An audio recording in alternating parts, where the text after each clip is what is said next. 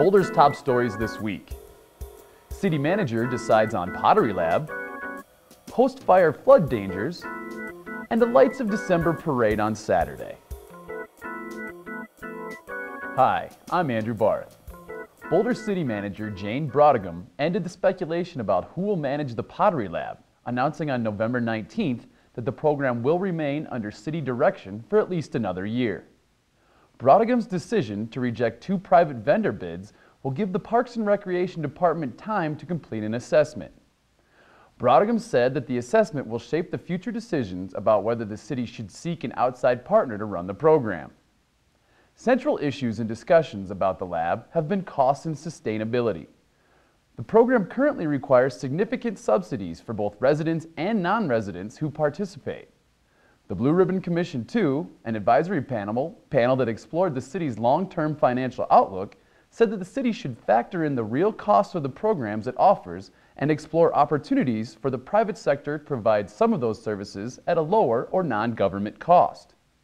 With her decision, the city manager set a number of immediate goals for the pottery lab, including reducing subsidies by at least 50%, implementing improved inventory controls, and shifting the program's focus from studio time to classes and instructions that draw a wider base of the community. Visit the city's website to learn more about the Pottery Lab. Recent wildfires have left many areas in the foothills prone to flooding. Jennifer Jacobs took a moment to talk with the Office of Emergency Management about these dangers and what people can do to protect themselves. The 4 Mile Canyon fire was the most destructive fire in Colorado history. With many residents still living in the area, Director of the Office of Emergency Management Mike Shard says the burned slopes have the potential to wreak more havoc come flood season. So with the 4 Mile fire, we have about 700 acres of land that have had all vegetation, trees, shrubs, ground cover are burned off. And the canyons are steep, and all that water from those slopes are going to end up at the bottom of the canyon. There's 2 problems as a result of the fire, one being debris flows and one being flooding. The city of Boulder is well educated on the possibility of a 100-year flood. However, Mike Shard says the 4 Mile area may not be as well prepared. The concern is up in the 4 Mile Creek area because it is a new flood environment. There's a lot more localized flooding potential there with people that maybe haven't lived under such a great flood risk, so we have a huge challenge facing us. The Office of Emergency Management has put together the 4 Mile Flood Preparedness Task Force to educate residents about what they can do in the event of a flood.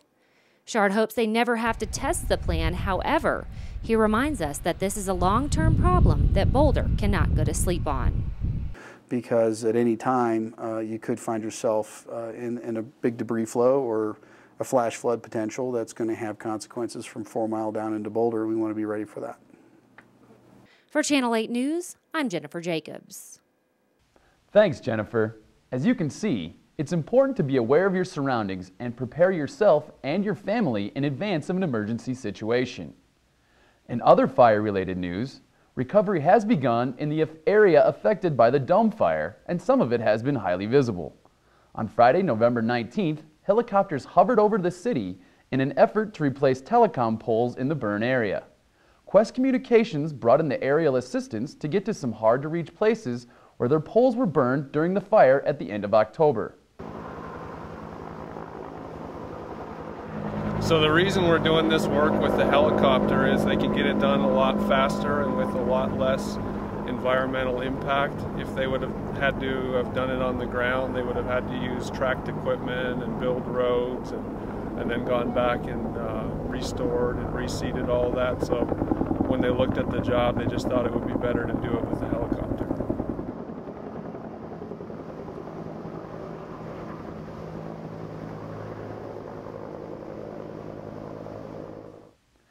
In this season of Thanks and Giving, a longtime Boulder volunteer has earned the attention of the Oprah Winfrey Show. Ruth House was recently recognized by the show for her work collecting and distributing coats in Boulder to those in need. House was nominated by the city's Housing and Human Services Family Resource Schools program. After collecting, washing, sorting, and distributing warm, used coats and jackets for over 22 years, House said that it's always rewarding to receive a thank you from someone in a time of need. She added that it was an honor to be recognized nationally and hopes this lets more people know about the work and increases donations, because the need is growing and donations are down. If you'd like to learn more about the program or donate a coat, visit the city's Housing and Human Services website or call 303-441-3157. Finally, grab the family and head downtown next Saturday for some genuine holiday cheer at the 24th Annual Lights of December Parade. Spectators will enjoy floats and performances by local groups and businesses, music by local marching bands, and an appearance by Santa himself. The free event is open to the public and begins at 6 p.m. on Saturday, December 4th. The parade route starts at the intersection of 15th and Pearl Streets.